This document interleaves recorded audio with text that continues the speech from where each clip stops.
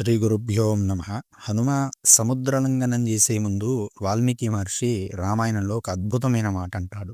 దుష్కరం నిష్ప్రతిద్వంద్వం అని. అంటే దుష్కరం ఏ ఒక్కరూ తేలికగా సాధించలేనిది, నిష్ప్రతిద్వంద్వం సాటి లేనిది అయినటువంటి పనిని చేయడానికి స్వామి సిద్ధపడ్డాడట.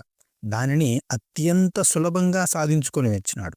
ఆయన దుర్గమమైనటువంటి కార్యాన్ని సులభంగా పూర్తి చేసినాడు. ఇలా చేయడానికి యస్యతాని చత్వారి వానరేంద్ర యథాతవ, నీలో 4 గుణాలు కనబడుతున్నాయి అంటారు దేవతలు. ఏమిటి ఆ 4 గుణాలు? ఈ 4 గుణాలు ఎవరిలో ఉంటాయో వారు కూడా హనుమలాగానే ఎలాంటి క్లిష్టమైనటువంటి కార్యాన్నైనా, దుర్గమమైనటువంటి పనినైనా, అత్యంత సమస్యాత్మకమైనటువంటి పరిస్థితి నుండైనా కూడా బయట పడగలుగుతారు. ఆ కార్యక్రమాన్ని దిగ్విజయంగా పూర్తి చేసుకొని రాగలుగుతారట. ఏమిటి అవి? ధృతి, దృష్టి, మతిర్, దాక్ష్యం, స్వకర్మసు నసీధతి అంటూ ఉన్నాడు. మొట్టమొదటిది ధృతి, అంటే నిలకడ, పట్టుదల. దీనిని ధైర్యం అని కూడా అంటారు. ధైర్యం అంటే దేనికి భయపడకుండా దూసుకొని పోవడం మాత్రమే కాదు, ఏదైతే మనం సాధించాలి అనుకుంటున్నామో దానిని సాధించే వరకు నిలబడి ఉండాలి. మనం ఖచ్చితంగా ఒక పెద్ద కార్యాన్ని తలకెత్తుకున్నాము అంటే అందులో అనేక రకాలైనటువంటి ఇబ్బందులు వస్తాయి, సమస్యలు వస్తాయి. వాటిని తట్టుకొని నిలబడగలగాలి. ఆ ధృతి ఎవరికైతే ఉంటుందో, ఎలాంటి కష్టాన్నైనా ఓర్చుకునేటువంటి శక్తి ఎవరికైతే ఉంటుందో వాడు మాత్రమే దుర్గమమైనటువంటి కార్యాన్ని సాధించగలుగుతాడు. మనం ఈ యొక్క సముద్రలంఘన కార్యాన్ని, ఈ సీతమ్మ తల్లిని వెతికేటువంటి కార్యాన్ని మనం పరిశీలన చేసినట్లయితే మధ్యలో దేవతలు సురస అనేటువంటి ఆమెను పంపుతారు, ఒక ఆటంకం వస్తుంది. మధ్యలో ఆ నీడ చేత సింహిక అనేటువంటి రాక్షసి వస్తుంది.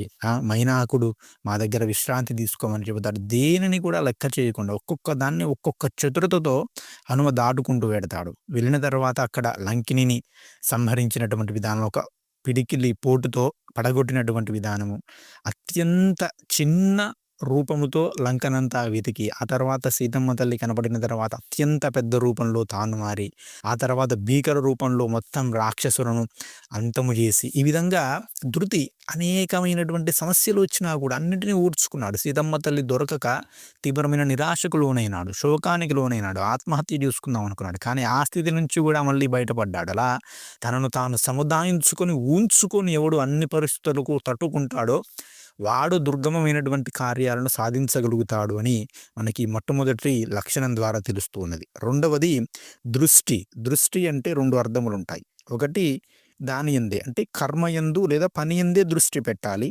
రెండవది ముందు చూపు ఉండాలి. హనుమ ఆ యొక్క సముద్ర లంఘనాన్ని ప్రారంభించడానికి ముందే మహేంద్రగిరి పర్వతాన్ని ఎక్కి దాని మీద నిలబడి మనస్సుతో లంకను చేరాడు అంటాడు వాల్మీకి మహర్షి. ఆ విధంగా మనస్సుతో మన లక్ష్యాన్ని చేరుకోవాలి. ఈ లక్ష్యాన్ని చేరుకోవడంలో ఎలాంటి సమస్యలు ఉన్నాయి, ఏ విధంగా నేను నా లక్ష్యాన్ని చేరుకోవాలనేది పూర్తిగా మనస్సులో ఒక మ్యాప్ అనేది ఉండాలి. బ్లూ ప్రింట్ అంటారు కదా, ఆ విధంగా బ్లూ ప్రింట్ అనేది మనసులో ఎవడు తీసుకుంటాడో, పూర్తిగా ముందు చూపుతో ఎవడు వ్యవహరిస్తాడో, వాడు పూర్తి ఏకాగ్రతతో ముందు చూపుతో ఎవరు వ్యవహరిస్తారో వారు ఖచ్చితంగా ఎలాంటి క్లిష్టమైన కార్యానైనా కూడా సాధించగలుగుతారు అంటూ ఉన్నాడు. ఇక మూడవది మతి, అంటే బుద్ధి శక్తి ఉండాలి. ప్రతిసారి శారీరక బలమే కాకుండా బుద్ధి బలము 2 కూడా ఉండాలి. అలా ఉన్నవాడే సాధించగలుగుతాడు. ఆ బుద్ధి బలము కూడా సమయానుకూలంగా చేయగలగాలి. ఆ సమయానికి తగ్గట్టుగా ఎప్పుడో ఆలోచించుకొని మళ్ళీ సమయం తీసుకొని చేయడం కాకుండా స్పాంటేనిటీ అంటారు కదా, అప్పటికప్పుడు ఆలోచించుకొని చేయగలిగేటువంటి నిర్ణయాలు తీసుకొని వాటిని అమలు చేయగలిగేటువంటి సమర్థత, ఆ బుద్ధిశక్తి ఉండాలి. అలా ముందు తాను చేయబోయేటువంటి పని గురించి పరిపూర్ణమైనటువంటి ఆలోచన ఉండాలి. నేను ఏం పని చేస్తున్నాను అనేది పరిపూర్ణంగా తెలుసుకొని ప్రారంభించాలి. ఆ జ్ఞానముతో ఎవడు పని చేస్తాడో వాడు ఖచ్చితంగా విజయం సాధిస్తాడు. అంతేగాని ఏదో ప్రారంభించాము ముందు తర్వాత తెలుసుకుందాంలే, పని చేస్తుంటే అవి వస్తాయిలేండి అనుకుంటారు చాలామంది. అది చాలా తప్పు. చేసేటువంటి పని గురించి పరిపూర్ణ జ్ఞానం ఉన్నవాడు మాత్రమే అందులో పరిపూర్ణత సాధించగలుగుతాడు.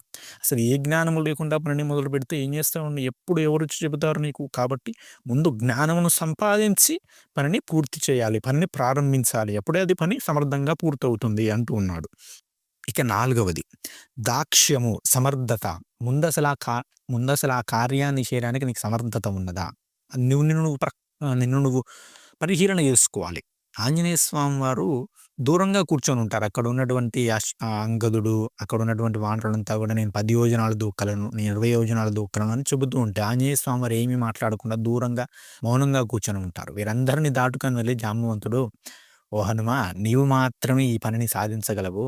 నీవెందుకు మౌనంగా కూర్చున్నావు? నీవు సమర్థుడివి" అంటారు. సరే జాంబవంతుడికి హనుమ యొక్క సమర్థత తెలుసు కాబట్టి, ఆయనకు ఆయన సమర్థత యొక్క తెలియదు. ఎందుకంటే మునుల యొక్క శాపం వల్ల తెలియదు కాబట్టి దానిని గుర్తు చేసినాడు. గుర్తు చేసిన తర్వాత చెబుతాడు, "నేను ఈ పనిని సమర్థంగా పూర్తి చేయగలుగుతాను. కాబట్టి నేను ఈ పనిని సాధించుకుని తిరిగి వస్తానని" స్పష్టంగా చెబుతాడు. అలా పరిపూర్ణంగా ఆ పనిని చెయ్యగలను అనేటువంటి ధైర్యము, సమర్థత నీకు ఉన్నది అంటేనే ఆ పనిని ప్రారంభించాలి. లేనప్పుడు అసలు ఆ పనిని ఒప్పుకోవద్దు, ప్రారంభం గూడా చేయొద్దు. ఈ విధంగా పరిపూర్ణ సమర్థతతో, పూర్తిగా ధృతితో నిలబడి, ఏకాగ్రతతో దృష్టి పెట్టి, పరిపూర్ణ జ్ఞానముతో ఎవడైతే కర్మలు చేస్తాడో, వాడి జీవితంలో సాధించలేనిదంటూ ఏది ఉండదు. వాడికి కష్టాలు అనేవి రావు. ఎలాంటి కష్టం వచ్చినా గూడా నిలబడగలుగుతాడు.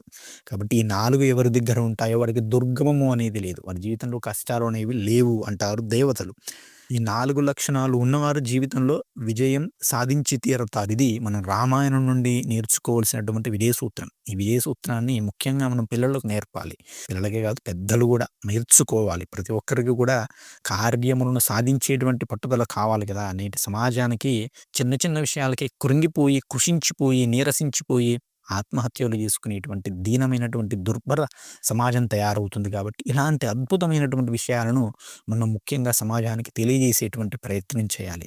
అలాంటి శక్తిని ఇచ్చేవాడు ఆంజనేయ స్వామి వారు. కాబట్టి ఆంజనేయ ఆరాధన చేసుకుంటూ, హనుమంతుడిని స్మరిస్తూ మనకి ఇలాంటి శక్తులను, ఇలాంటి ధృతిని, అలాంటి ఏకాగ్రతను, అలాంటి జ్ఞానాన్ని, అలాంటి సమర్థతను ఇవ్వమని మనసారా ప్రార్థిద్దాము. అటువంటి శక్తి మనకు వచ్చేలా అనుగ్రహించమని స్వామి యొక్క పాదాలు పట్టి ప్రార్థిద్దాము. శ్రీమాత్రే నమః. స్వస్తి. జై శ్రీరామ్.